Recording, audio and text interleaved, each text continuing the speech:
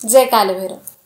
आज आपण पाहणार आहोत देवासमोर कोणता दिवा वापरावा, तुपाचा की तेलाचा. तर तूप हे सत्वगुणी तत्व आहे. शांतता, ज्ञान, शुद्धता आणि दिव्यता यांचं ते प्रतीक आहे. वेद काळापासून यज्ञ आणि हवनामध्ये तुपाचाच वापर केला जातो. ऋग्वेदातला पहिलाच मंत्र आहे, अग्नी मिळे पुरोहितम यज्ञस्य देव मृत्युजम होतारम रत्नधातमम.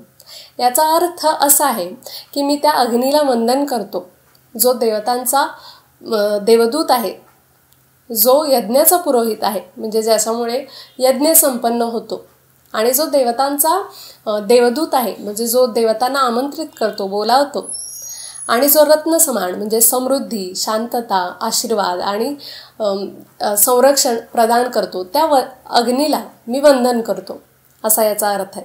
तर पुराण काळापासून यज्ञ आणि हवनामध्ये तुपाचाच वापर केला जातो. तूप हवनामुळे म्हणजे तूप हवन हे देवतांना आहुती देण्याचं माध्यम आहे. त्यामुळे दीपप्रज्वलन हे सुद्धा एक लघुयज्ञच आहे. म्हणून देवासमोर दिवा लावताना नेहमी तुपाचाच दिवा लावा. त्याउलट तेल हे रजोगुणी आणि तमोगुणी तत्व आहे.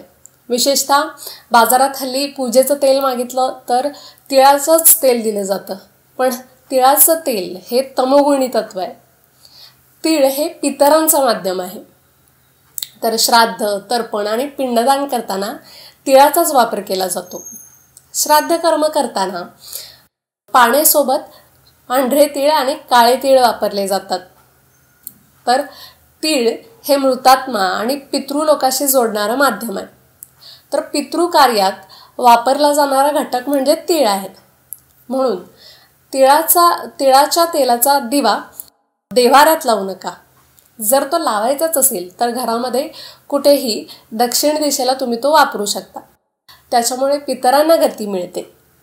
बऱ्याचदा तिळाच्या तेलाचा दिवा हा जास्त वेळ तेवत राहतो, म्हणून लोक तिळाच्या तेलाचा दिवा देव्हाऱ्यात लावतात. पण तसं करू नका. त्याचा उलट दोष लागू शकतो आणि तुम्हाला त्रास होऊ शकतो.